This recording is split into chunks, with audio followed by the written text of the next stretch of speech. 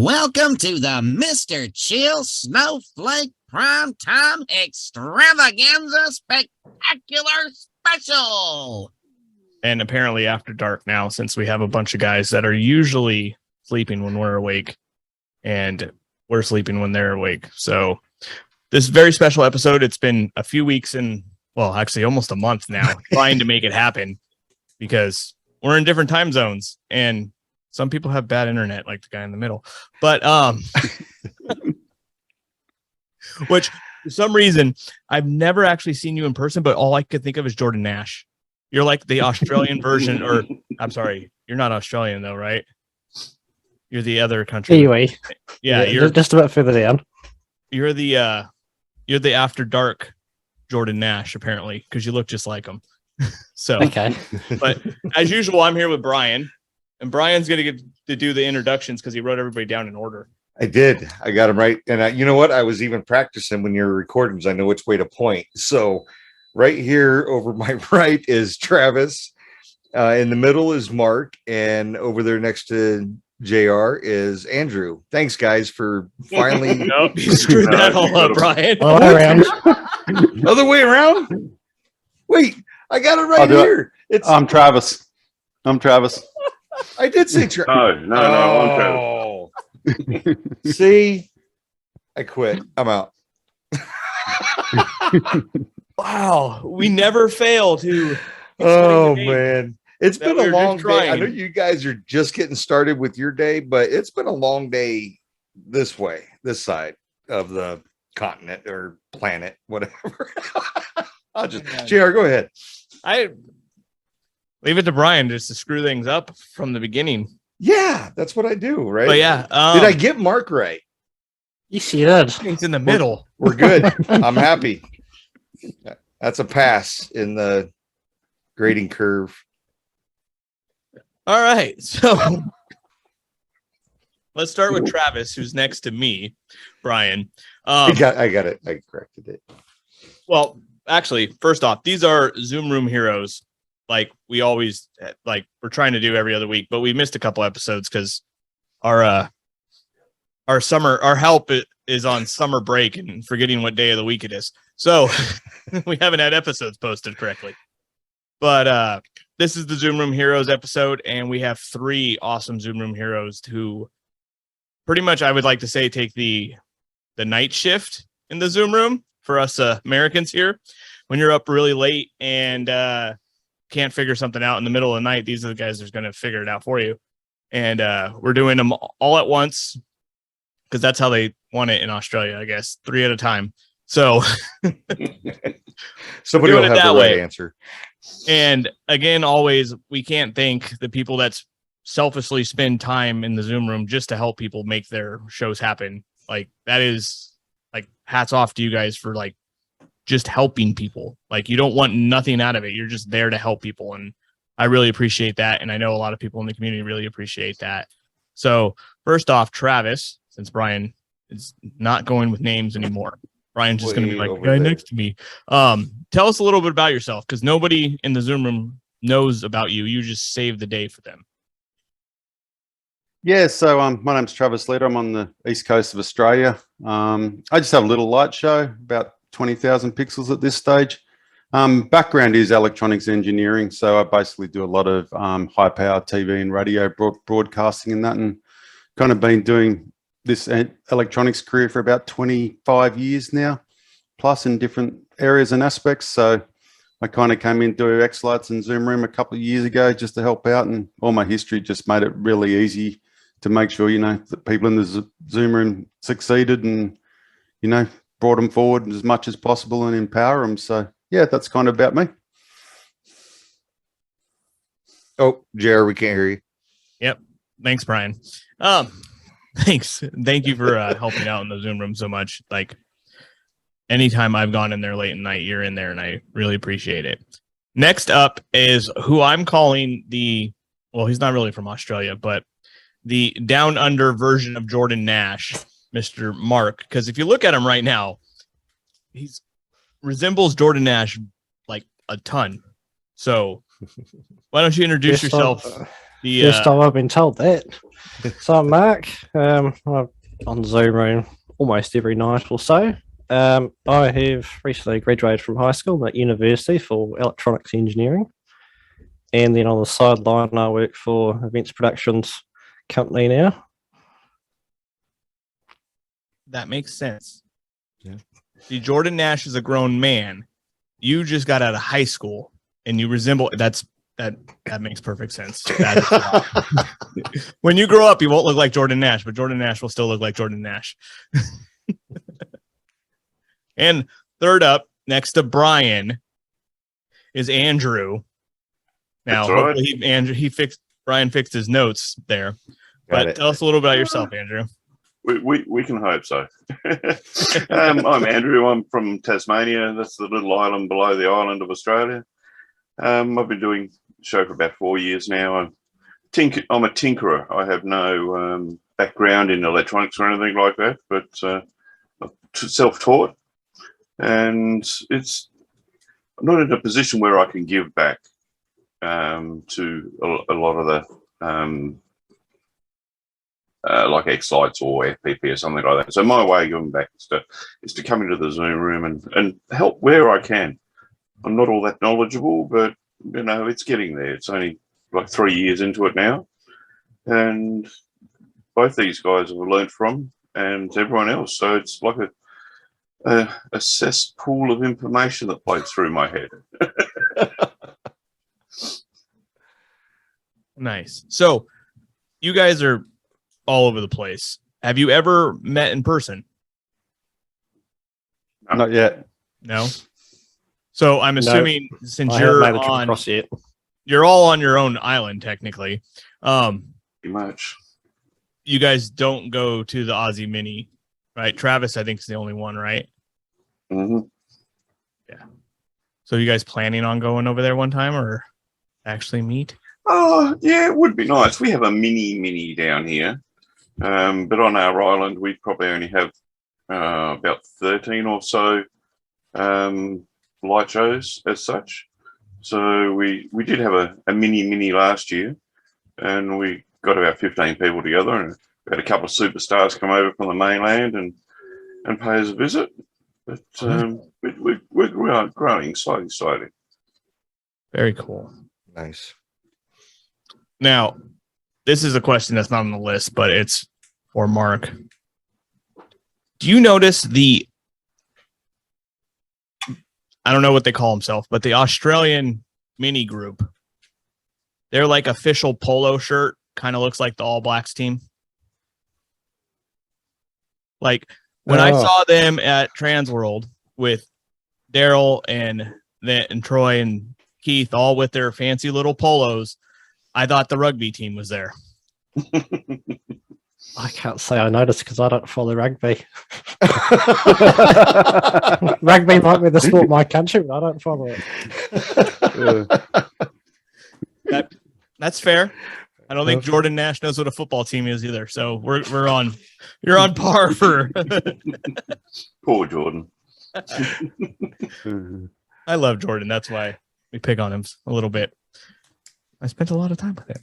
So besides the high schooler, I hope he's not married with children. What about you, Travis and Andrew? Okay, Yeah, so I got a wife and 2 children, 6 and 8, 2 girls, and they love the Christmas lights about a week before Christmas, but they kind of relax back when I'm on Zoom room and don't want to know me for the rest of the time I'm playing Christmas lights. But no, they absolutely love it. In Australia, our Christmases are vastly different to yours because it's the middle of summer, right? So everyone gets out of their cars and it's like a street party. So, a lot of our light shows might have 50, 100 people all standing out blocking the street, right? Yeah. And people come down with the kids and they'll be playing, they'll be running around. And, I get people who come and set up tables at mine and, bring some nibblies down or a quick beverage or something and sit there for an hour and watch the show. And it's like a community event a lot more, where you guys obviously a lot of times are in the middle of winter, right? So it doesn't kind of work for you guys as much as it does for us in that aspect. Mhm. I get a little bit of people walking around stuff being in California. Brian Not so does much. not. Yeah, no, Oh. they'll get out of their car for a minute or two and then get back in. So yeah, A little translation. I'm sure Nibblies means like food and snacks, right? Mm, Yep. yeah. Yep. All right. For everybody listening, Colby. Bobby. And cold beers, yeah. So what about you, Andrew? Yeah, same sort of deal. I'm married. I have 2 grown children and grandchildren, and they all sort of come past and have a bit of a look. And yeah, same as Travis, we have people set up across the road, and it's pretty good. People don't always park, straight out the front. Once there's a whole group of people there, they can't see anyway, so they'll just move further up the street, park up, and come down and walk. We have 3 houses here. Myself, digital lighting. The other 2 are what I call Kmart displays or Bunnings displays. They grab it off the shelf, throw it on the grass. So it's different. One person goes right over the top. The other person just has a menagerie of animals, and then there's myself with pixels. So they're all different. So they'll start at one end and work their way through, which is great. And you stand out there and have a bit of a chat with everyone, and yeah, it's good times. Brian's so That's jealous right now. Very cool. What's that? I said, you're so jealous right now. You can never go outside and talk to people. I Or do, hang out. but I got my bibs and coveralls and my jacket, and I think you can only see about that much of my face. So yeah, I'm all bundled up because it's about 20 degrees with 20-mile-an-hour winds. So Do you guys get snow? Oh, yeah, occasionally down to about 400 meters. I live in a valley, and it's cold, but we don't so much get snow down to sea level type thing. It's mainly up in the hills, the mountains. Yeah, similar thing here. Down the South Island, New Zealand, we'll get snow. In the North Island, where I am, we won't get snow. And I'm lucky to get a frost a year, let alone snow. that's like JR then. So, so I know, Andrew, you had already mentioned that you've been doing it for 3 years now. If you want to expand on that, and then Mark, and then Travis, how long you guys been doing shows?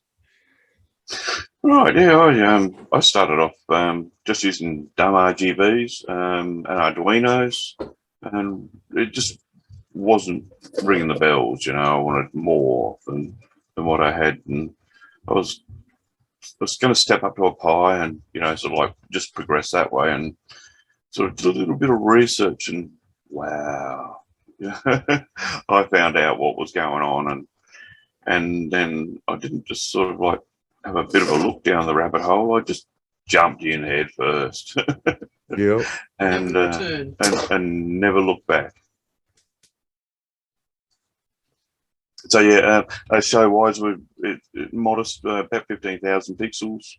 That's only a small house. We live in a cottage, so it's not a big expansive place like you guys in the States have in your ranch and things like that. It's a small frontage, about 15, maybe 20 meters wide at max.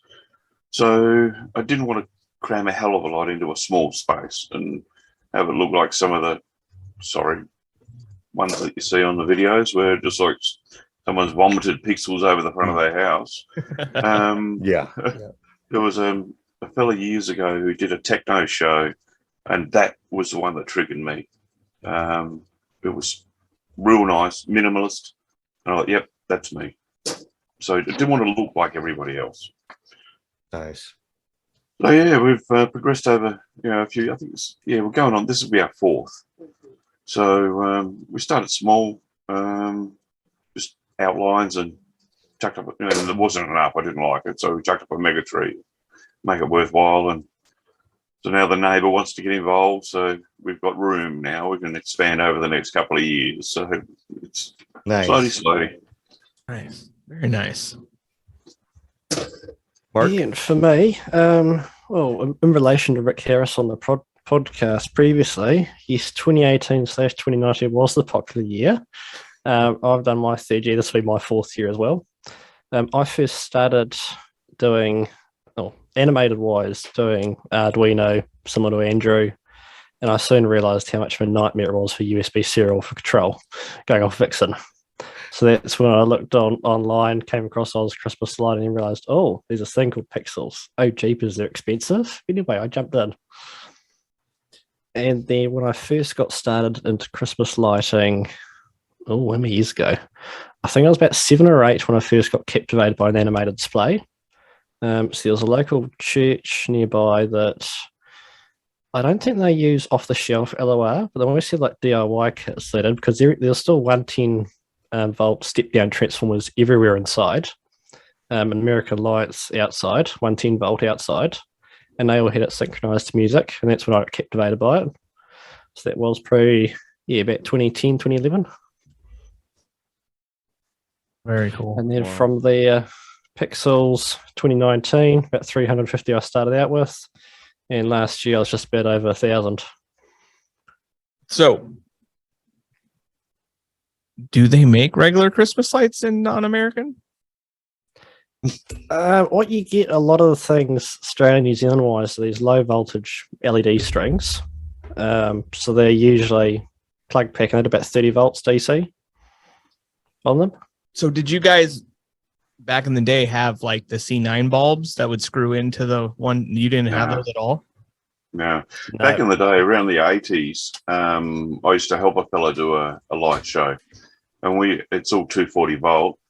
We used to take the ones that go on the Christmas trees and cut them and extend them out so they become long strands. And all of them were plugged into light chasers and musicolors. And then you used to use your microphone next to or an audio input.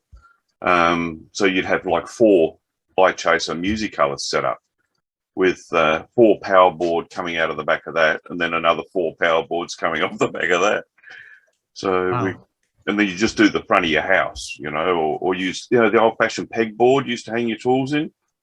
You draw pictures of patterns, diamonds or stars, and drill them out, and then push these Christmas tree lights in through the back of them. So that was how I originally started out back in the 80s, I think it was. So it was nothing like today. No. Wow. You guys have like really impressive displays, like I've seen on the Aussie page and stuff. And it's so much harder for you, it sounds like, to have those. And the stuff that you guys pull off is pretty impressive. Because for us, like, we could almost to the point go to our Home Depot and get lights that will almost do what we kind of could do with X lights. You won't be able to sequence and stuff, but like you'll change it from your phone and do all this stuff. Mm-hmm. And you guys, like, wow, I'm impressed. I'm really impressed by like your displays now too, because I was pretty impressed by some of them, and to realize that you guys have to work so much harder at it. That's awesome. Makes it all worthwhile. Yep. So is that the same for you in New Zealand? Like, is Australia and New Zealand like the same thing? Almost. They like to claim we're both the same countries, but not quite. I like how Travis was shaking his head no. we kind of tell them they live across the ditch from us, right? Because it's actually quicker for me to fly and visit Mark than it would to be to visit Andrew, even though Andrew's in Australia and Mark's in New Zealand. Oh, okay. Wow. Wow. Because Right, he's 'cause like on the other end on an island. Well, basically from the east coast of Australia, like Andrew's right down the bottom of the country, like down, in the icy countries. So for me to get to Andrew is about 3,000 kilometers worth of flight, right? Where Mark's actually less than that. Wow. So there's a lot of places in Australia, it's quicker to visit overseas than visit other parts of Australia, depending on where you live. All right. So I watch like the National Geographic or the History Channel and stuff. Does any of you live where that big old semi that's like 500 feet long goes?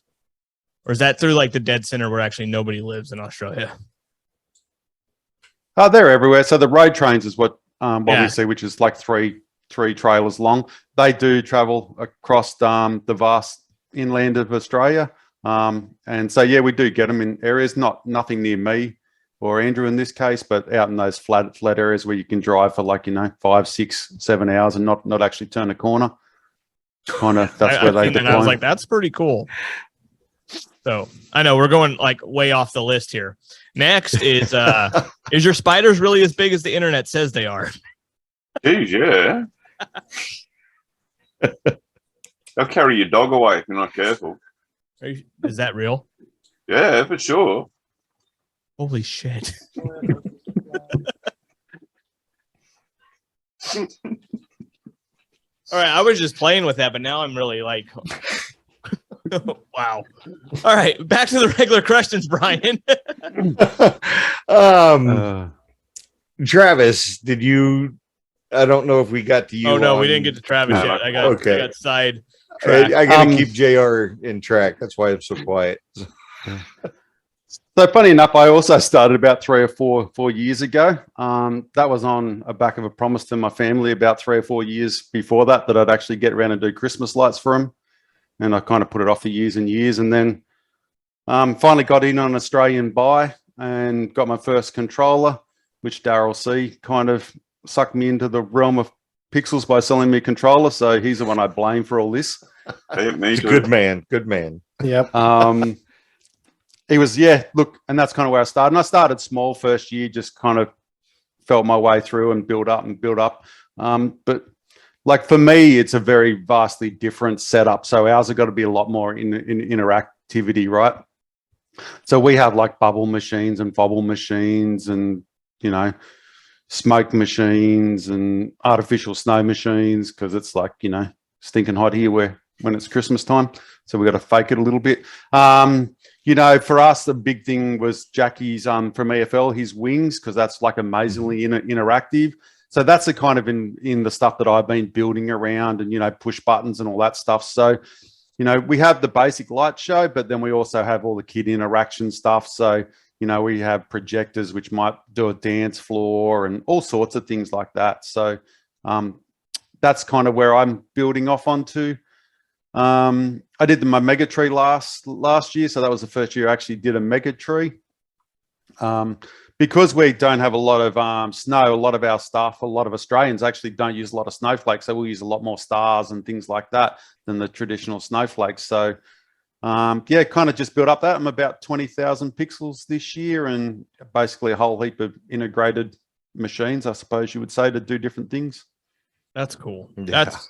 I think honestly, that's like where the future of all the light shows are going, is like that interactive stuff. Maybe for like the Brian areas, like interactive from your phone, from the car, but yeah. Other people where you can get out and walk around and stuff, I could see people really enjoy that. It's fun. It's fun seeing people have fun changing stuff and making stuff happen. It's cool. Yeah. A lot of our shows are walkthrough as well. So, people will come into your property, they'll walk around a pathway and there'll be all different, pixel props on either side and stuff like that. And that's quite predominant. People have window displays in Australia. So, their front lounge window might be a whole Christmas display. Vastly different to you guys. Even though we follow similar lines, we also are very unique in our own way as well. Yeah, no, that's very cool. Very cool. Yeah, it is. So I know your family, Travis, wanted you to get into this, but how do they feel about how far into this you are? They actually literally love it because, like, having young kids and all her school friends come over, like, and my kids go out every night and they'll spend an hour or two out there. They walk inside, they basically collapse because they're absolutely stuffed. So they have an absolute ball. When it comes to Christmas, they're so worn out from the Christmas lights. They don't want to wake up for Christmas Day and open their presents, right? Because they're just spent. But no, the family love it. It's the social aspects of it. It's the community. Like, it's such a community thing for us. Like I get multiple people visiting my show. It's not they don't just come for once. They'll come for 3 or 4 visits. They'll come out and walk the streets with their kids. They'll bring their bikes or whatever. So it's not like they're constantly coming back there enjoying it. We're having conversations. It's a whole event for us, and community and spirit and all that stuff. It just brings everyone together. Like, how, like for us, I may not see a lot of my neighbors for 11 months a year, but at Christmas time they all come out. We all stand out the front, we have a good chat, and it is just awesome community building experience. That's awesome. That is cool. That it's so cool. Like, I don't know. I wish I had that. Like, yeah, we're in California. People come out and walk around, but like, we're not having parties in the street, which it sounds like you guys are having pretty much every night. That's cool. That is, Australia's got us on that. That's really cool. I don't know how many times I'm going to say that tonight, but that one, they got us. Yeah, I enjoy the social aspect of it as well. For me, it's always the snow machines outside and the hundreds of kids or so that come by each night. They do, and they draw their parents in. Well, So- see, I had a similar question for Mark. How do your parents handle you doing your show with everybody coming over and stuff? Assuming you still live at home. Yes, I do still live at home. In terms of on the streetwise and the amount of people that come per night, only last year I'd say was the biggest year we had, where we topped over 100 cars finally. So crowd numbers perfectly fine. In terms of the madness of all this, I think that they do think I am slightly weird for spending my money on Christmas lights.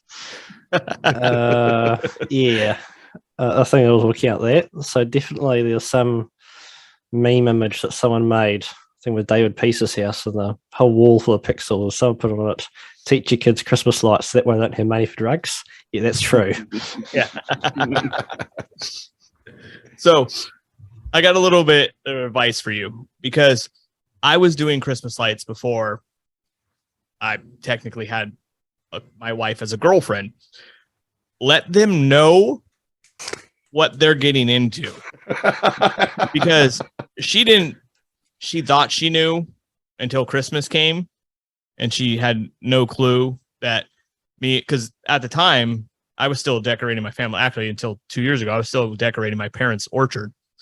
And so we would spend a whole week at my parents' house decorating the orchard, like every night.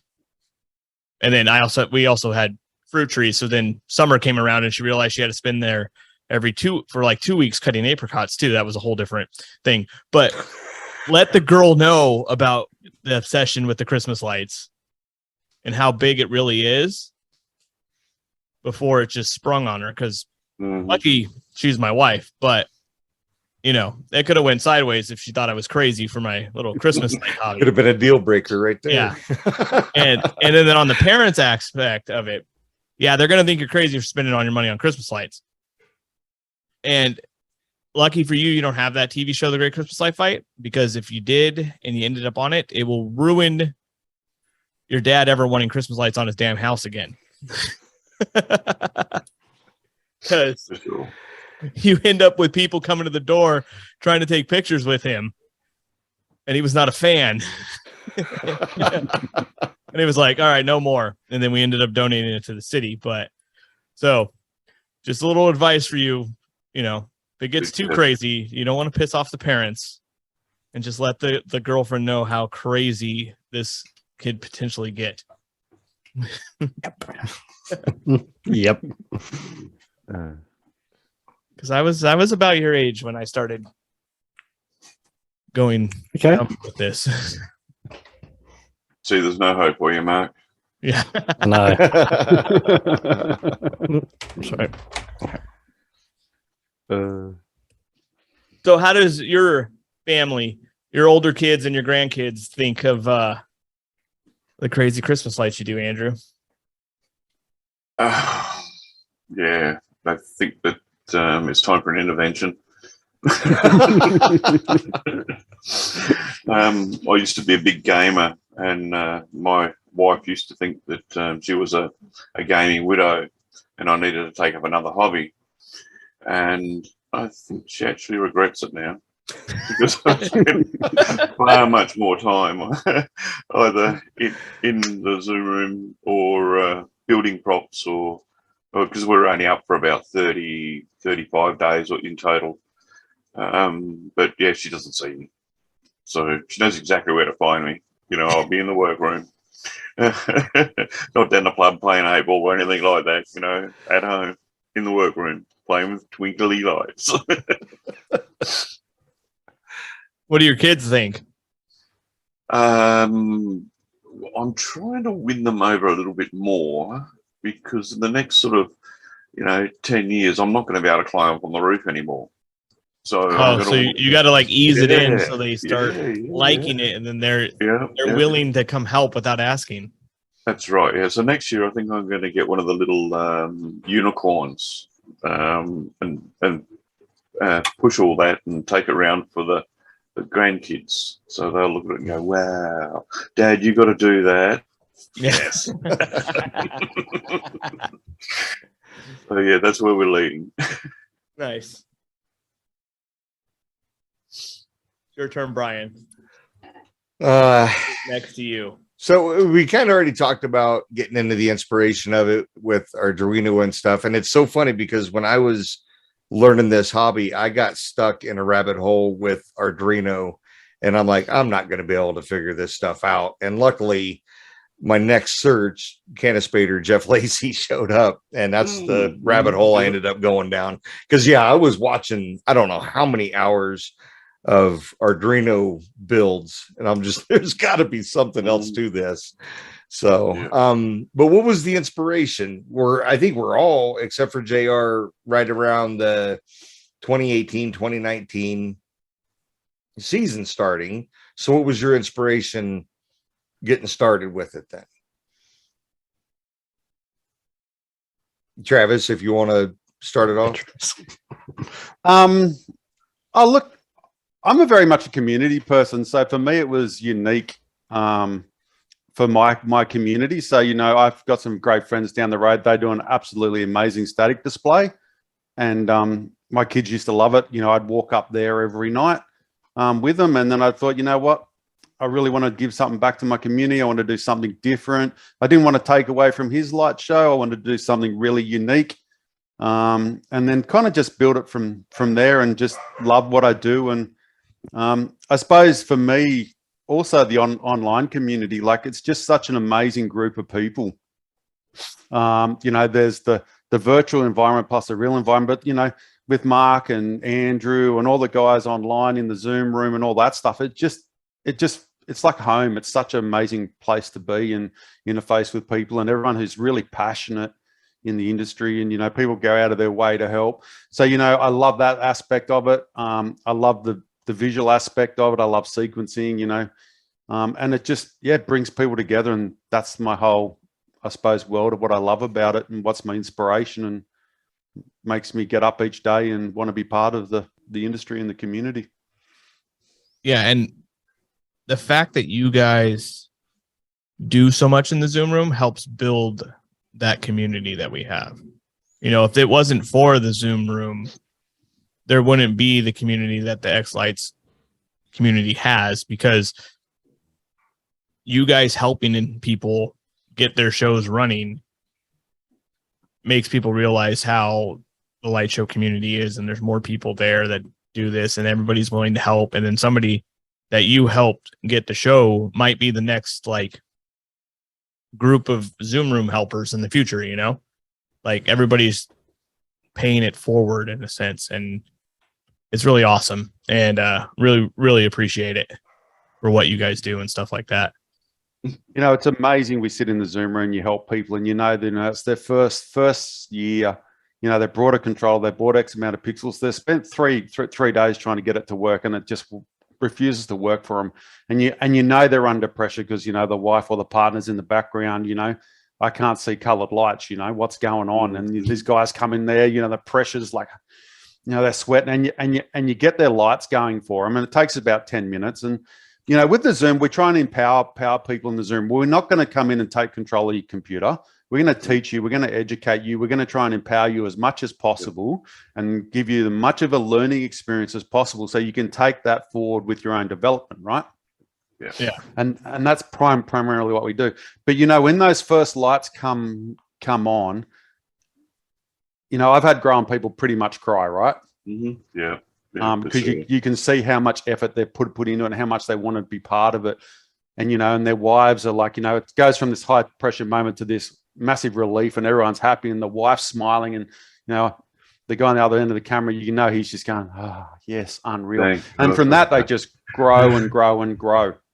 And then they get, they come to Zoom, they listen in the back of Zoom all the time, right? So they're back in listening. They might be doing work or something else. They're just listening on mute, and they just learn. And those people end up becoming, the Zoom room helpers and stuff like that. And a lot of time, the experienced helpers will sit back and let the new guys help, right? So, and we'll sit in the background and say, hey, if you want a hand, just, yell or, send us a message and we'll come in and give you a hand. So, we're trying to develop that next generation, and Mark's a great example of that. Mark does some absolutely amazing work in the Zoom room, but he's got us as a backstop or other people as a backstops, so, we're making sure that everyone succeeds, even from the helper side as well as the actual end user side. Yeah, you guys, the stuff that you guys do in that room is awesome. Phenomenal. I wish when I started, it existed like it did now. I wouldn't have had, 3 days of sitting at a computer, getting angry with it, having my brother-in-law come over and us reading. And then all of a sudden lights came on and we're like, oh shit, what do we do? And we had no clue. How do we do that? But then it worked, and you guys save so much time and teach so many people so much stuff. And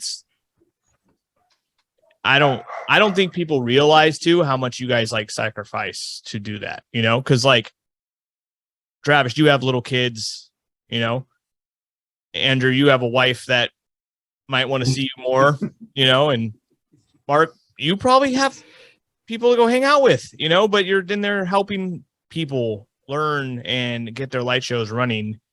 And that's super awesome. And we really appreciate it. And people should know who you guys are, not just the guy that saved the day, but like know a little bit about you. And I'm hoping they listen and they know a little bit and they understand that like how you guys are just helping for free, So the I really dedication out there from the end users though, like that we help is amazing. Like we're sitting back in Australia or New Zealand, got the fan running and they're out the front of their house trying to get their light show on in sub-zero temperatures with their laptops, right?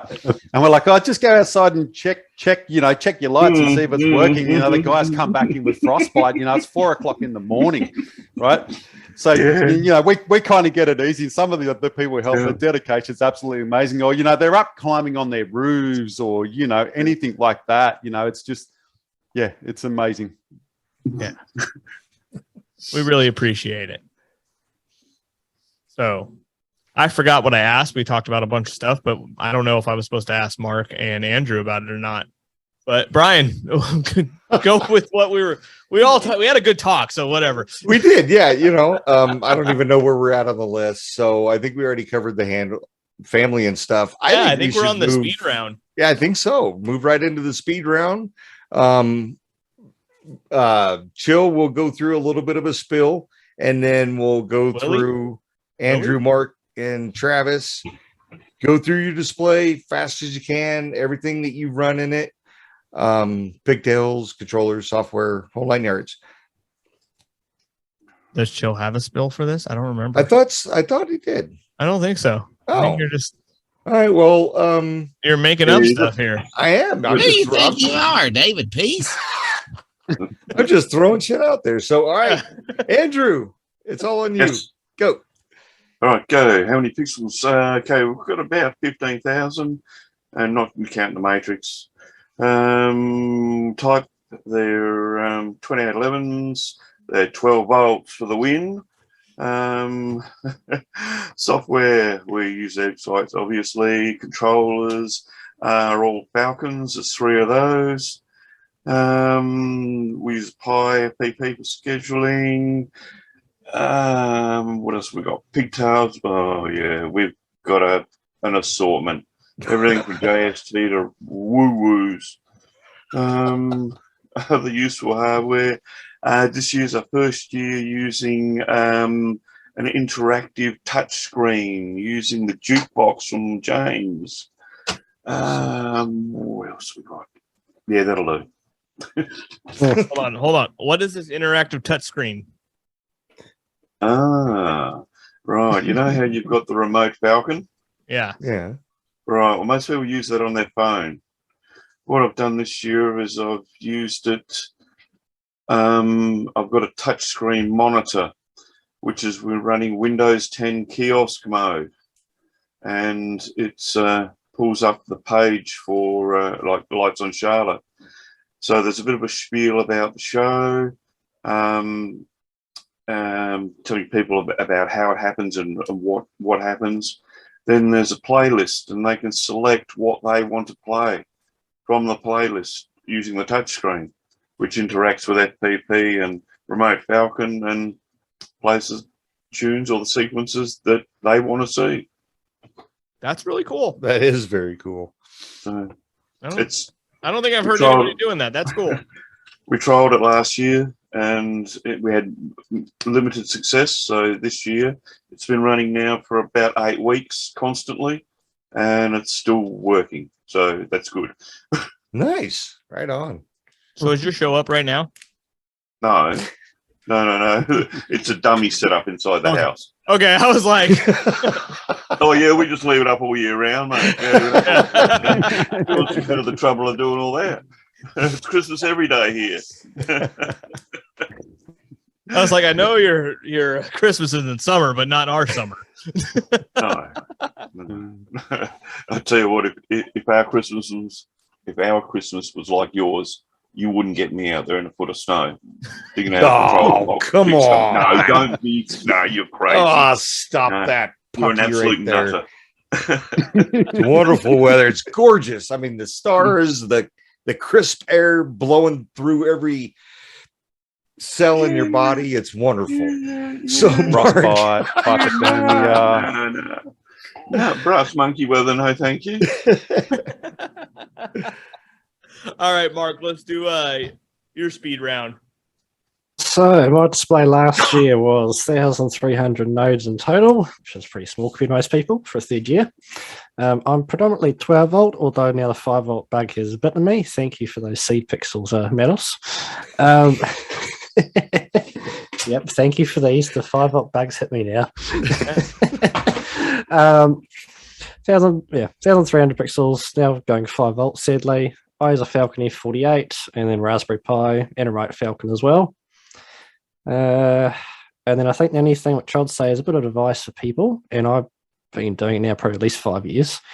I actually bury the cable somewhat. So I take a spade and slit in the grass ever so slightly and push the cable in, and the grass just grows back over top in a few days, and then you don't see the cables. And it's perfect when you got kids that go past the boundary rope and start running through, and there's no cables they can trip over, and you don't see the cables. yeah, that's an awesome idea. Travis, you're up. Yeah, look, I'm about 20,000 pixels, just your standard, your mega trees and your arches, roof lines. My house is kind of slightly negative to the road, so I've got a lot of stuff high up on my roof, which takes a lot of work. A lot of interactivity stuff, as I spoke about before, pushing that more and more. A lot of static displays where people can take photos. I got a great Bluey setup that one of the Australian Coro guys and designers designed up, and that's really popular. I believe that's coming to you guys. That's about it, really, for me. Just, your sort of standard light show. Like, I try and develop more and more each year, but I keep getting stuck in the Zoom room and chewing up all my time. That sounds Oh. familiar. Yeah, Um, definitely. I'm like trying to I, go ahead. yeah, like I wanted to build some special arches this year, and just keep looking at the arches and keep looking at the pixels, and kind of trying to design new things. A lot of time in this year, what I've been trying to do is design uniquely Australian stuff. Background's gone again. I think, well, yeah, I think JR had something come up. He was on the phone, and then I think we're okay. We'll I'm still recording, so we'll just press on. If he can come back, he can come back. So if your backgrounds are okay, this is my little display here. So and my Snake that shadow one. box, but Sneak that one I organised. what's that? Sneak this one I organised for you. We've got a few got other side. Got a few staples for you with my hand. Here we go. You got the Marmite Vegemite for you. Oh, there you go. I got the Fush and Chups. You got to have the Kiwi X in there, and there's a Kiwi at the bottom. Oh, That's so like the you were David Peace hoping you next were to going to it. have your background up. Maybe. I wonder what that disappointment in your face was when he put you in the immersive view. No, I'm just. But that's awesome. AJR, before you changed it to the immersive view, Mark actually had his background set up, and I'm going to let him explain it again because he'll do it better than I will for the podcast. Oh, jeepers. Alrighty. What we have on here, we have a few, other side again, there's a few staples for you. We've got Kiwi Laser Eyes, we got Marmite, which is the New Zealand version, and Vegemite, the Aussie That is version horrible, thing. by the way. No. The Vegemite is delicious. Put it on the crumpets, put it on your toast, fabulous. I'm I sorry, but almost it's puked, fabulous. like literally almost puked. I think, Hard as up. I think the stuff that we got was already spoiled or something. It had already Yeah. been over stateside too long. All right, here, maybe. okay, I don't here's the know. question.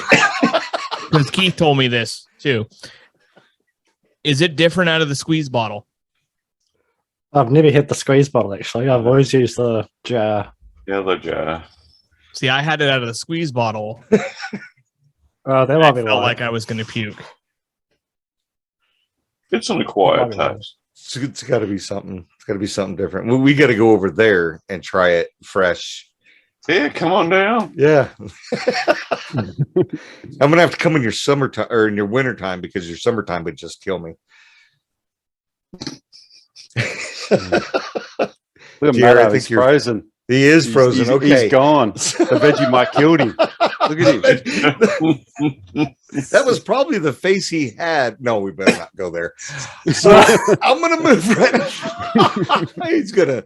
I'm gonna be fired. Anybody need customer support? So the most popular prop, Mark. We'll start with you because I don't think we've started with you. What's your most popular, your most favorite prop, and why in your display? My most favourite prop has to be my Mega Tree, and it's the same as what you see in the background here since 2017 when I built it. And because the Bunnings lights, they get water wicked up the back of them, they just rust out. So I bought these seed lights I did from eBay, about 100 meters worth, and they're fully encased in resin. And little thin little copper wire lights, and that's what's made up this background. It's what made up my Mega Tree here. That's awesome. And I just stuck with that since because lights can be submerged underwater and they're pretty damn robust. And I just grown to love the look of it with no cables visible at night time. Wow. And Yeah. that's where it was that, I've started going 5 volts sadly with all these for trying out these new seed pixels that come to market because I want to try a seed pixel Mega Tree now. Oh heck yeah. That's That my is bit of awesome. fun the idea of. So I'm hoping that might become a trend once we do something with that. Yeah. Other than that, I think there's some little spiral trees originally from what's known as the warehouse here, which is a version of Kmart. Mhm. I've put some extra seed pixels into, and that's about it. So a few store-bought props that I've retrofitted with pixels in it. Awesome. Travis? For me, I suppose it's Bluey. The Bluey props are absolutely amazing. The kids love them. So Bluey for us is a cartoon. I think it's hitting in America, but it gets played as much as Baby Shark used to get played. Right? It's probably my most. It's my most requested song. It literally plays endless loops, and the kids just dance to it on the dance floor beside all the Bluey props. And it just gets photographed, and just absolutely great set of props. And it's not as annoying as Baby Shark, probably. Then it's more entertaining than annoying. It is, yeah. Yeah, it is. Yeah, answer A little bit more, more. not much. No, my wife can always tell when I hear Baby Shark because I'll be going through the house going do do do do. do. Oh no. So my daughter, and she's almost 15. She's like, "Dad, stop it!" I'm like, "You sing your stuff all the time." But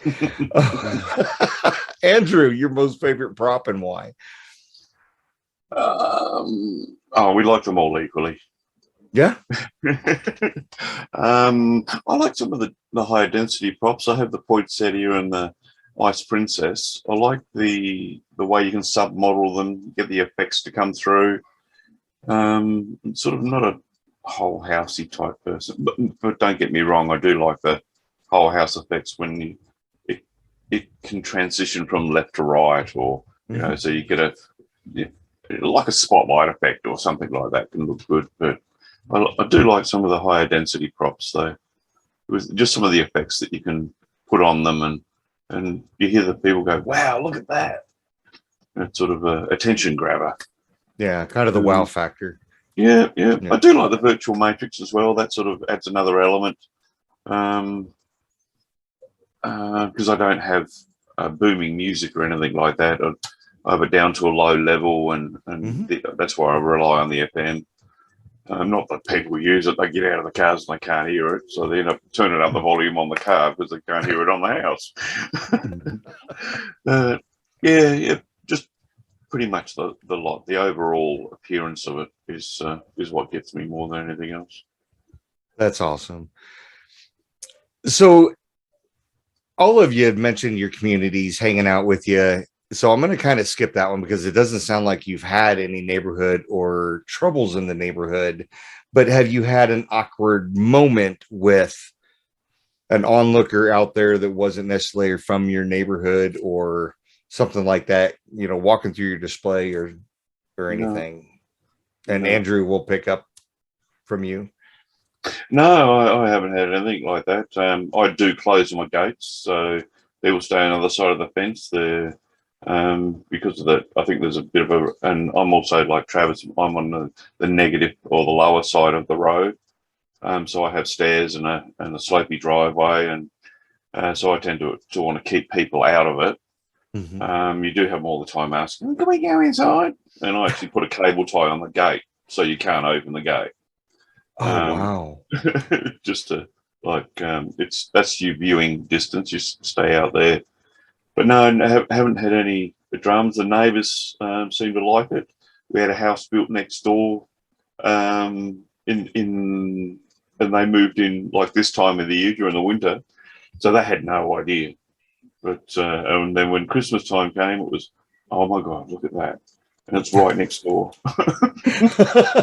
They seem to have adapted well. Yeah. I must say we were so stoked last year. We got our first bus. We had a bus rocker. So, nice. Right on. Yeah, that was really good. Very cool. Well, thanks, Brian, for keeping it going. Since I lost internet and now we're tethering off my cell phone. So adapt and overcome. You got it, brother. We're making it work. So I can't do the fancy background now. So we're just going to have to leave it like this. So we are talking about the awkward moments that they may have had with an onlooker out there and stuff. Sure. And we were getting ready to move to Travis. Awesome. Yeah, look, I've had no awkward onlookers. I've had a few late night people who may have been to the local brewery and had a few too many, and they're a little bit rowdy, but they generally move on quick. But yeah, look, absolutely nothing. As I said, I'm in a very small town and closed community, so to speak. So we never have very many issues. I mean, like to the point where in Australia, to give you some context, I don't even bother locking my house, right? Because that's the community you're in. Everyone looks after everyone and stuff like that. So you generally don't get that external influences. That's awesome. I wish I could do that. No doubt. Nice. Australia sounded nice, and then I remember the big ass bugs that'll take your dog away. That's what's your security at the door. You just have a few spiders there. Yeah, and that's why you can keep the door open. You have a spider. Put a leash on it. Just keep it by the gate so they don't try to. Oh yeah. All right, and Mark, have you had any issues? I haven't had any issues of awkward moments, shall we say, or any neighbours getting annoyed with it. I have had my fair share of kids running through display and all the rest. But parents usually take their kids out straight away. Usually is the key term. And yeah, I'd say we're a fairly safe neighbourhood. You know, I'd say like last night, my friend came around and he just parked his motorcycle right at the end of the driveway as we came inside for an hour or so. In the darkness out there, no fear or anything. Someone came by and taking it. So it's a pretty good neighborhood we're in. Very cool. I had a question, but now I don't. Dang, I'm freaking out about my phone. Like I'm watching my phone to make sure it still has enough internet so I don't fall off again. So, If you get a phone Forgot what I call, was are you going to gonna drop say. off? yeah, if I disappear, that's what happened. But go ahead, Brian. So I was going to kind of go off track a little bit because with it being summertime for you guys, like my summertime up here, it is light at 4 o'clock in the morning and it doesn't get dark until 10 o'clock at night. So is that how long can you guys run your shows, or do you run it past 10, 11, midnight at night? Who I don't care who wants to go first. Look, it's an interesting question because we're so vastly different in our latitudes and longitudes. We have different outcomes. So for me, it gets dark around 7:38, and I'll run to about 11 o'clock at night. And coming up to Christmas, I kind of extend my hours, right? So, if I'm a month out, I'll start, an hour each night and then kind of lead up. So for me, it's not too much of an issue. Obviously, in Australia, a lot of people don't use a lot of moving heads because it's summertime, unless the place is burning to the ground. There's not a lot of atmospherics to use the moving heads with. Otherwise, it's just a kind of a plain beam up into the sky. But yeah, look, generally on average about three odd hours a night, finishing around about 10:30, 11. Now is Same here. Mine starts 11. At 8:30 at night. It's still daylight. Goes through at 10:30 during the week, 11 o'clock on the weekends. Yep, same over here. So it usually gets dark about 9 p.m. in Auckland, where I am. 8:30 is when I turn the lights on and they go off at either 10 or 11. I keep it fairly short for the neighbours, I do, because they've got bedrooms facing my house. And for those occasional sequences where I turn FPP brightness back up to 100% at pitch black, I like to blind everyone. Don't mind for the neighbours. kind of an attention getter, of course. Yeah. Yes, it's great. Wake up. So, do you guys do Halloween shows? No. Is Halloween a big thing in Australia or no? It's growing, but It is. Halloween Yeah, for it us is a single night. Yeah. Okay. So you're looking at about 2 to 3 odd hours worth of Halloween for us. A few people do static displays for a few nights before it, but most of the kids are around and the sun's still upright. So not a big thing, but it is growing. So, there's a few Aussies starting to do a little bit of Halloween. But, you might only be half a dozen props or something like that. We do have some massive displays that do Halloween. You've got a gentleman down near where Andrew lives in Tasmania. He's into his Halloweens and he goes full on, but there's not a lot of people into it. Because I feel like in the US, Halloween, not maybe for a light show, but Halloween's a bigger holiday. Like Right. there's It definitely looks more like it's Halloween bigger. stuff going on for us. Yeah, as You we guys- look on from the States, as we look on from down here up to Yeah. the States, it definitely does seem like some big holiday to you. Mhm. Yeah. Well, you guys kind of have a holiday every 3 to 4 weeks, don't you? Because we're always in the Zoom room helping people for different light shows, right? Almost. You could pretty much run one every month if you really wanted to try every, You can pick out, yeah. and some people do. So Good luck. Power to them. That gives them an excuse to keep their lights up. They don't have to take them down. So Well, that's it that gets me. There's some people that post on the official X Lights group going, I just took my lights down. We're 6 months after Christmas. That's because I had to normally I'm with you on that, but no Brian might comment. be one of those people. No comment. I Yeah. won't show you my garage. I still have all of that on the garage. That's it. That's the only thing that's left.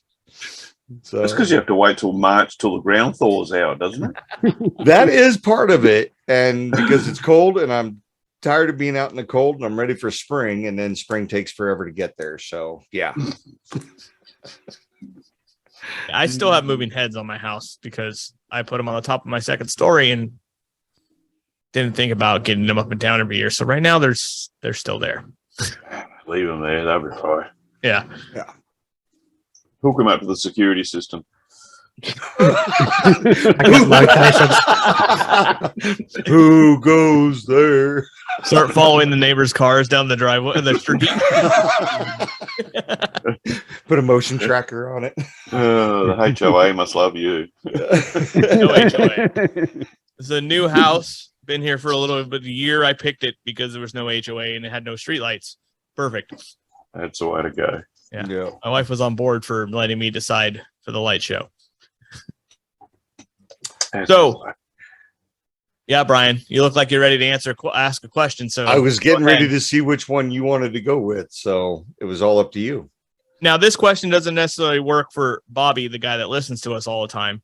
But what do you think is the next big prop for Australia? Like, what is the next big thing now? Or not? I forgot. Not technically Australian, but next big prop for your guys' area. Oh, good question. And whoever's got the first answer could go first on this, and Yeah. else time to think. I love Andrew's what he's got going on Yeah. with the touchscreen. Yeah, it's a bit unusual. But, prop wise, I don't know. It's taken me 2 years to work on a wombat, for crying out loud. There are people listening to this program and go, "What on earth is a wombat, Andrew?" I'm sitting here going, I'm like, I wish I had enough internet to Google it on my phone. Taking notes on what to Google. That's when all we're right. done. Everyone have a look to find out what a wombat is. Yeah. It's a small, it's a small, round, loving animal. It can be a little bit fierce, and it has square poos, if you don't mind. Square what? Google it, you'll be right. Okay.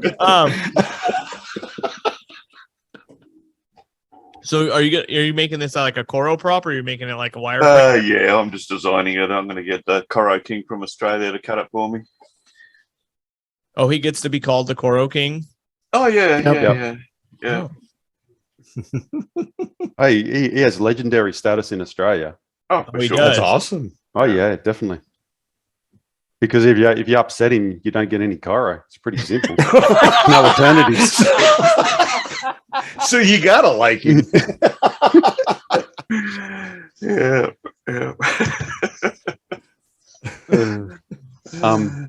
I think for us, what we're trying to do in Australia, a lot of us is actually develop a different style of Christmas lights to you guys or displays. So trying to go a little bit more uniquely Australian. So we might use more of Australian cartoon characters, or Australian native animals and New Zealand and stuff like that. So even though we're all kind of aligned at the back end, we're just trying to develop our shows slightly different to you guys to meet different kind of needs. Because obviously we put up some of the American props, then it's not going to mean much to a lot of Australians. So we're trying to develop that a little bit more. So if I say where are we going in Australia a lot more, I think is that more uniqueness, more localized. And that was the Bluey stuff in Australia that was hugely popular. My kids want that to hear, so I'm just saying. They also call things weird stuff now. Thanks, appreciate that. I don't know what my son is saying. Well, that's funny enough, because like when we get in the Zoom room, right, when we use Aussie slang, Yeah, we get some really strange looks from some of the people overseas, because what our slang is and our meaning is totally different to you guys. Like Mark will say New Zealand stuff, and then the half the Zoom room will start crack themselves laughing, right? Because of his accent, they think it means something else, yeah. right? So the terminology we use can be quite entertaining. Oh, That's weird. And it's I really spent a weird. good, I don't know, 30 minutes at a table with Troy, Daryl, and Keith at Transworld, just having them translate what the hell they were telling each other. I just wanted a picture. That was it. Yeah, Brian's over there waiting for a picture. I'm over there just trying to figure out what they're saying. Who is translating this for us? Yeah, it's very entertaining, but also good, also fun. Just like I'm sure we sound funny to you, depending on what part of America we're from. So, Oh no, y'all sound pretty good. yeah, there you go. he even slowed it down so it was more grammatically correct. Yeah. Oh my god. Okay, I said I had to go ship a package, and my son's like, "Can I go to the post with you?" And I'm like, The Post.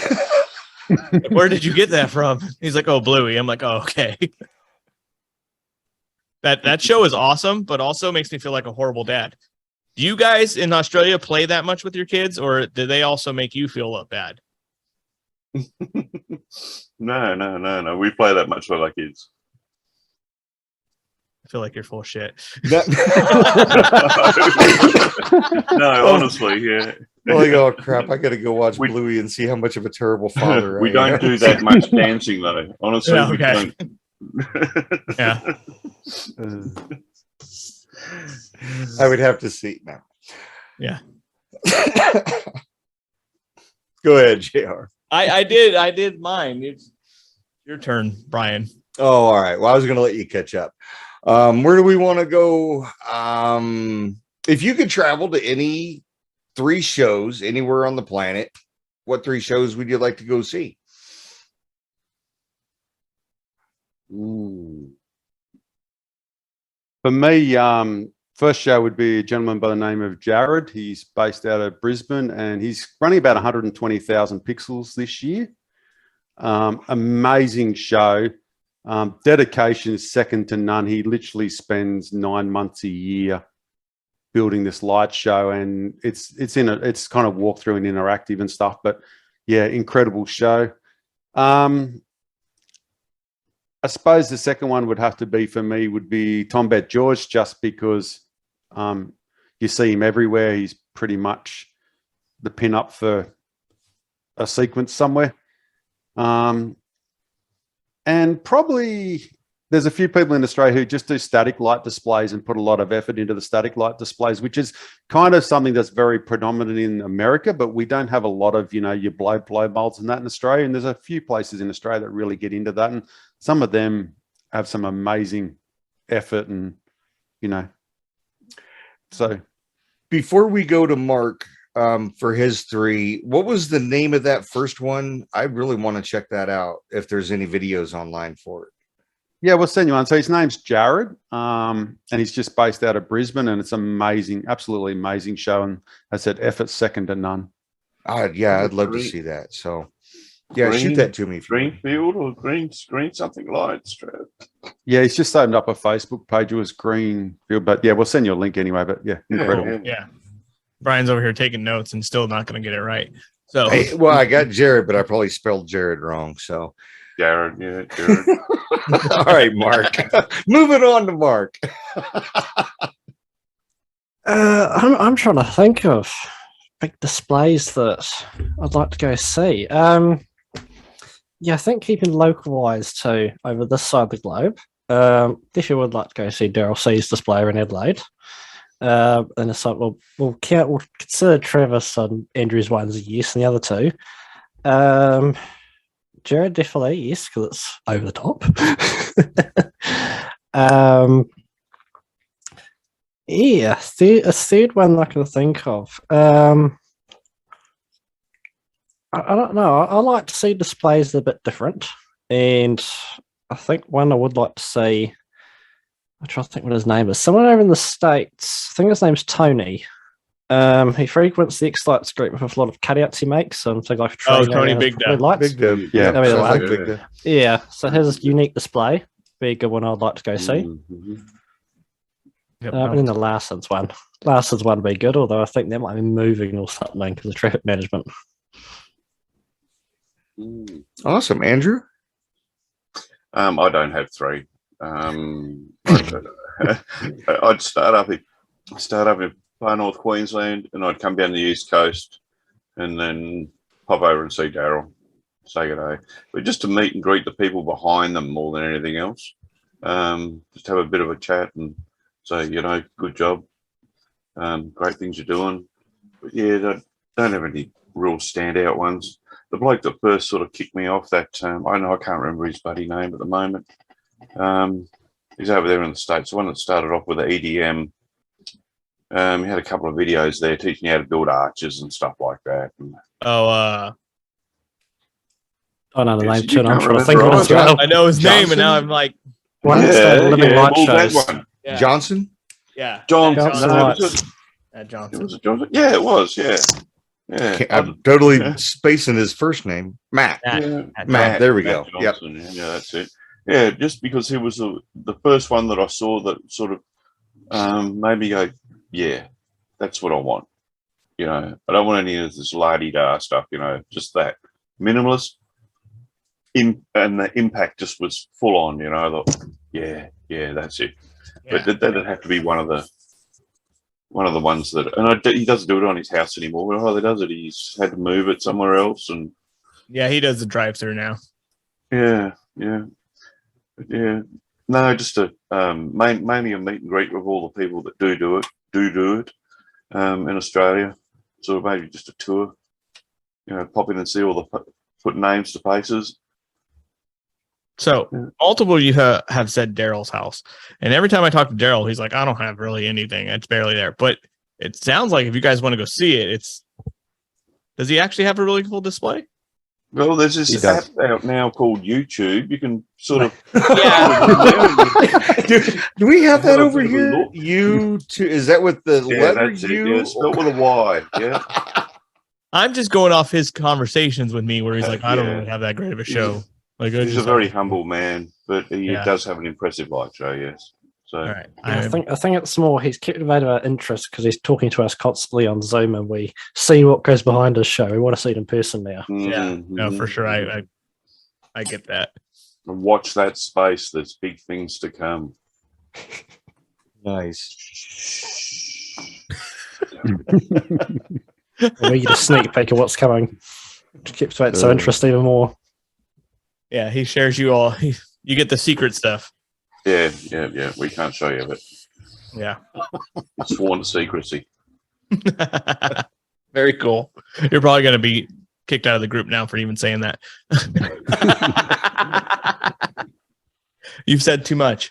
So Yeah. now let's talk a little bit about the Zoom room.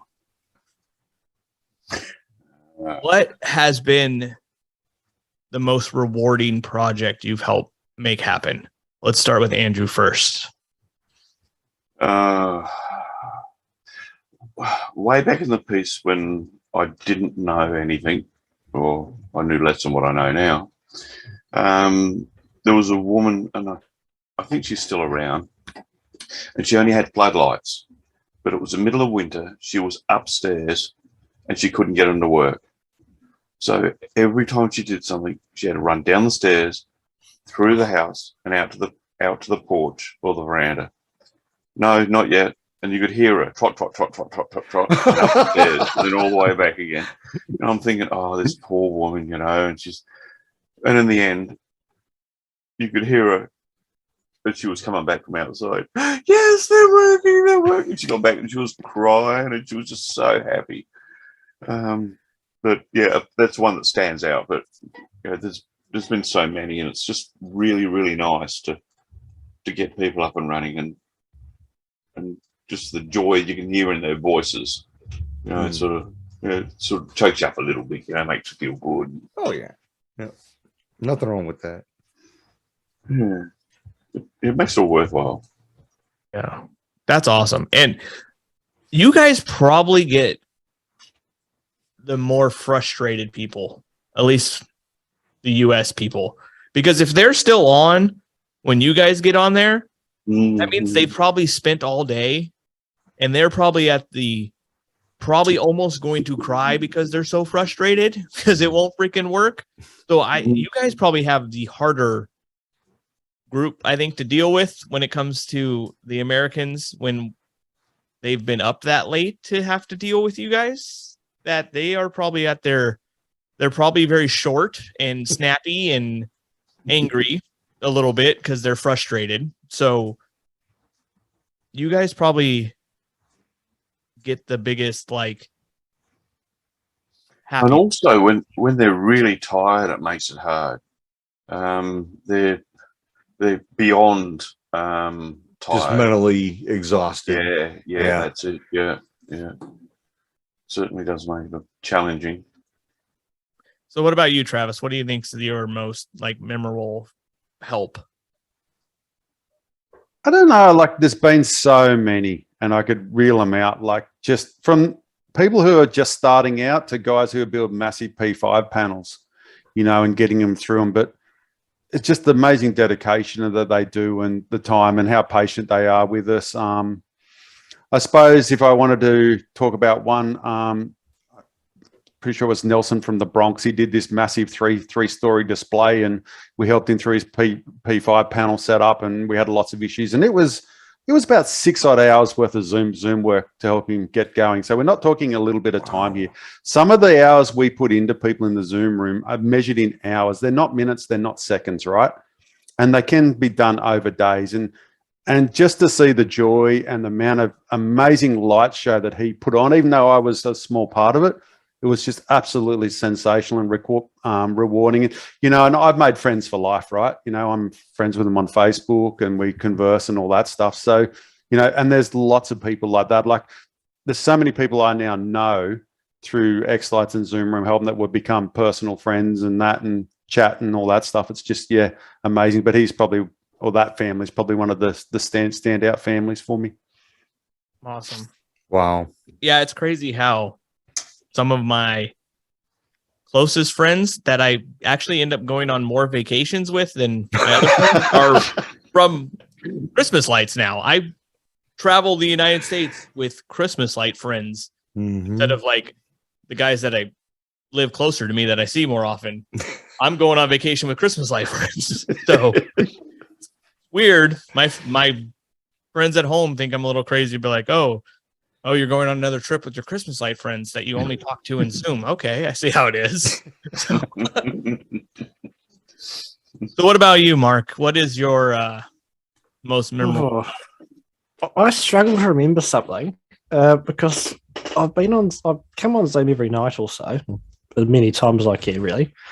And it's just so automatic helping someone. It's like riding a bike. You don't really think about it that much. You just go ahead, tell someone, well, I've got something else on the other screen.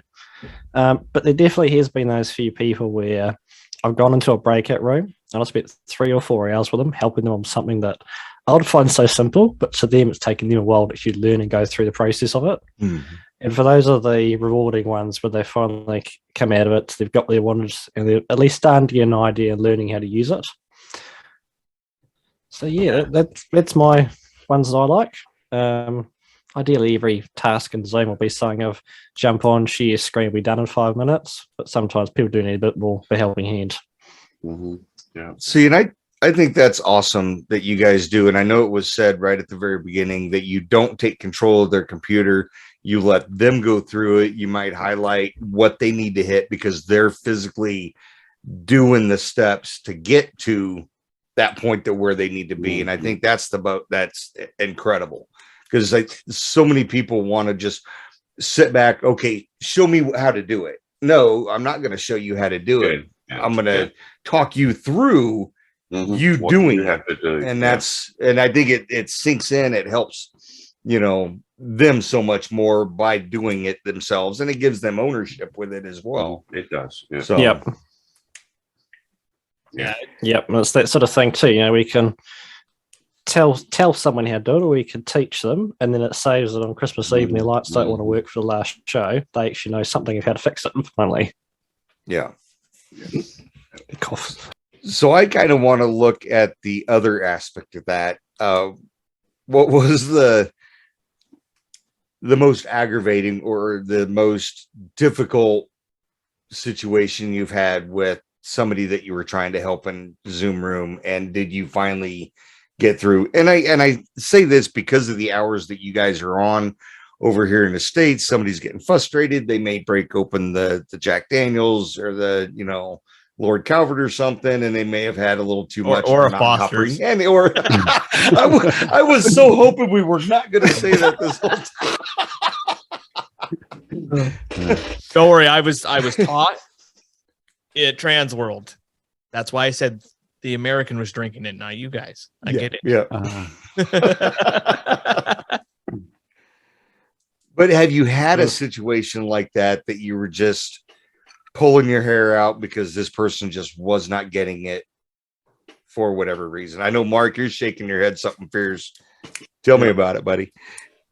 Yep, we've all had. I think all of us have experienced it before.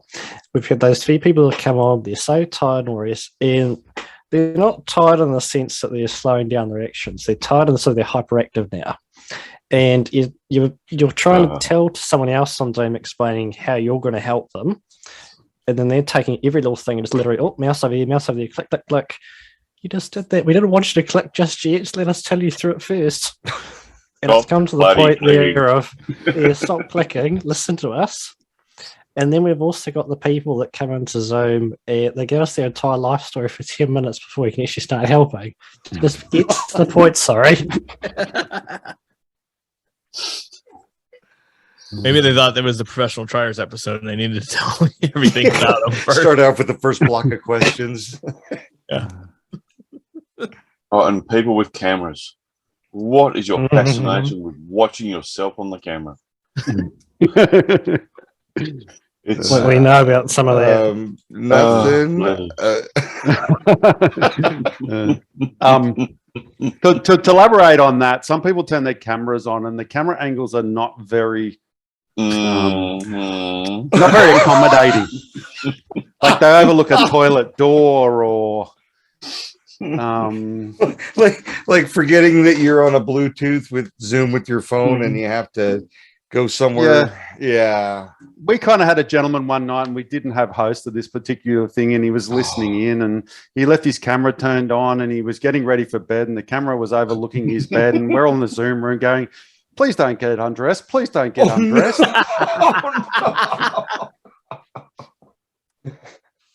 Right, so anyway, we're lucky enough that night, and we end up shutting down the Zoom room and resetting it to force him out, or force to close the connection. But yes, we've had some very interesting camera things. We've had some very interesting debates between wives and husbands on camera, as they're debating the finer points of life.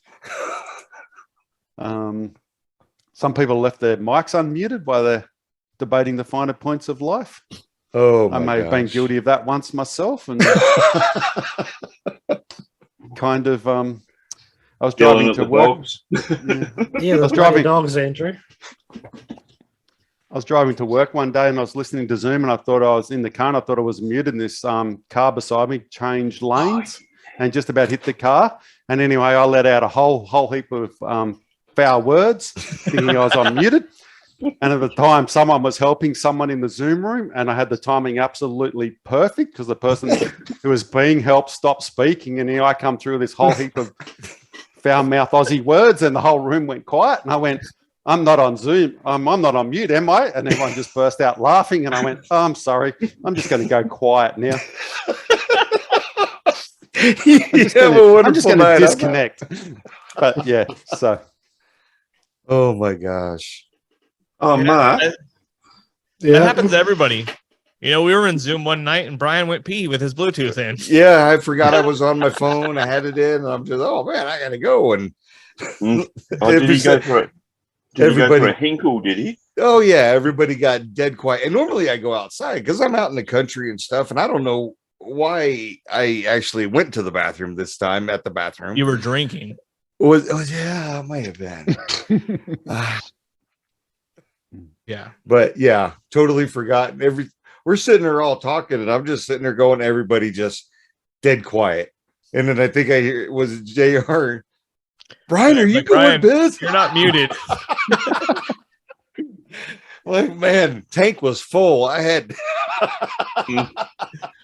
so it happens. That's the finer moments, and you know, we all live through it and talk about it later.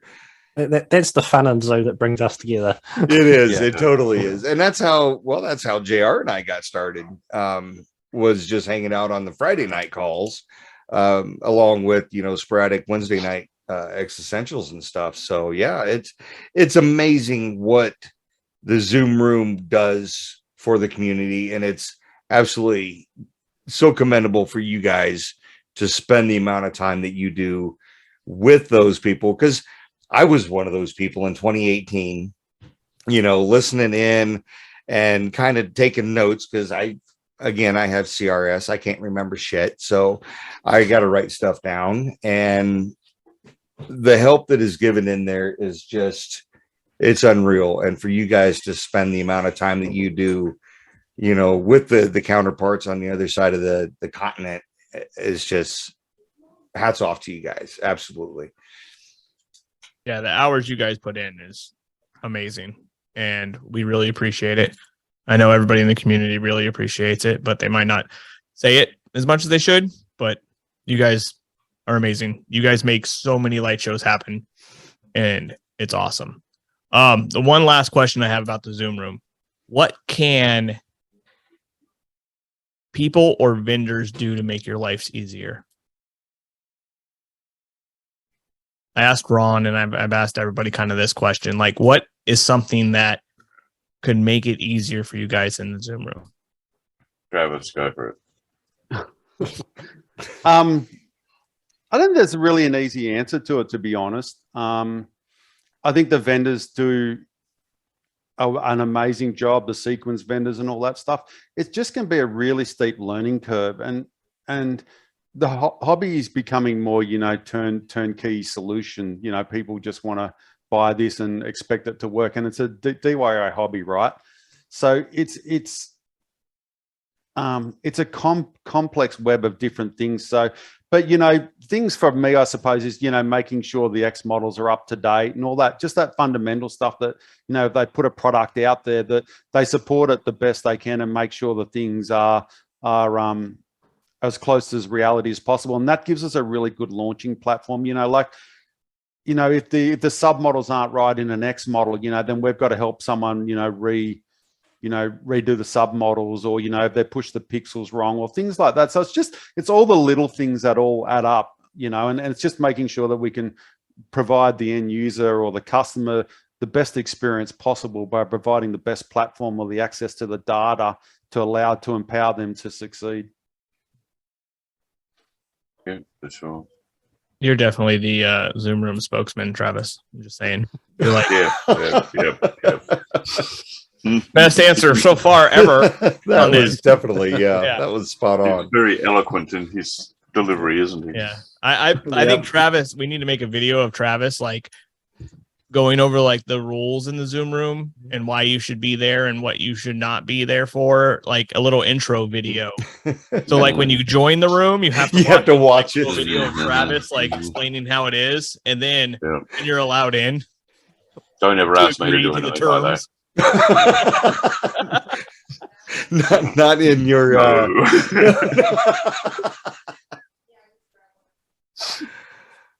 Oh gosh, Mark, did you want to follow up with that at all? What can I think of when people join Zoom? Have your problem ready. We don't like it when you're telling us, "Oh, I'm having a problem with this and that. Oh, by the way, my controller's not beside me. I can't get to it at home. I'm at work because I'm on Zoom." That's the really annoying ones. The other one too, like I said before, we don't need to hear your entire life story. He got to lights. I'm sorry, but we just want to get straight to the problem. And then the other one for it, yeah, I'll probably say try to be as concise as you can with what you've done that may have led to the problem. There are some people that come in and it's always got a bit of a fear of being judged. They're sort of in denial about what they've done. They say, "Oh, it worked last night, but now it's not working today." Well, something must have changed in this period of time. It is, and then you start to realize, oh, they did change something, which is what's caused it, and they're trying to cover it up. They got that fear. So just be open and honest with us so we can get straight to the problem. Yeah, I don't think anybody in there is going to judge you for screwing up. Like it's literally a group to help people who screwed up. So like nobody's going to be like, really? You just did what everybody does? They're like, nobody's going to give you crap for screwing up. Yeah.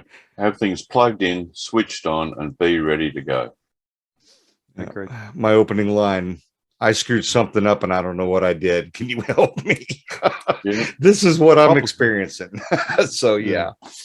And the mobile phone, don't try and give us a video camera off your mobile phone overlooking your laptop and get us to diagnose it, because we kind of get a little bit seasick on this side of the Zoom room. You don't want the tour of their display from the phone? Here, let me walk outside up the ladder. And then you're trying to watch as they're turning their phone and Mhm. Oh, yes, you get the phone screen flipping over back and forth. Sounds like you've got it all.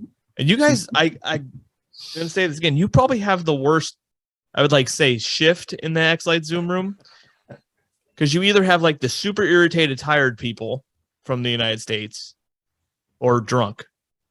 You know? or a mix. Or the combo of both. Like they got so frustrated they started drinking, and then hey, look, you guys pop in and he's ready for you. Look, the Aussie time slot, or the time slot that we're in, we have absolute fun in the Zoom room. We're in stitches laughing and sometimes like that. And, occasionally when we're getting near Christmas and we may have had a few drinks, some poor American comes in and we've got to apologize up front.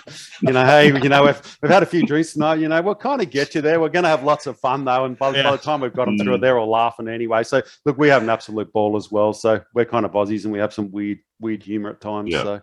Just a little bit.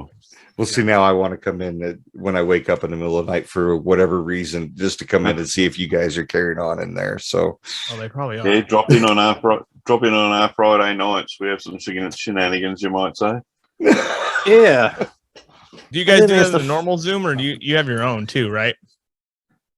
Isn't there? Predominantly in the main Zoom room. If it gets a little too full, we go the other one.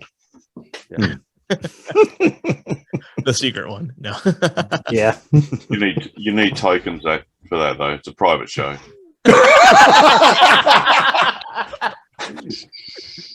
do they expire? If you use the QR scanner that's on the corner of Mark's screen, that'll take you there. I noticed you advertised that, Mark. I just thought I'd bring that up for the people that really was worried about it. I was worried about doing that when we went to the regular screen, the regular view. I was worried about bringing the camera up to or the phone up to it. Oh no, feel free. Yeah, it'll take you somewhere interesting. That's- might have to lock my door or make sure before I click on it. Wow. Oh gosh, you guys are awesome. So Yeah, I might have to when I'm up late working on stuff. I might have to pop into that room, definitely check it because out. the room I went into last night was empty when I went into it, and I was like, "What happened? I thought this was the place people." hang out." It's always the issue about me because people pass me the Zoom host potato.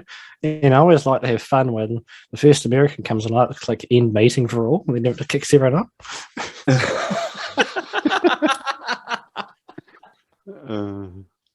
So yeah, that's a bit of fun.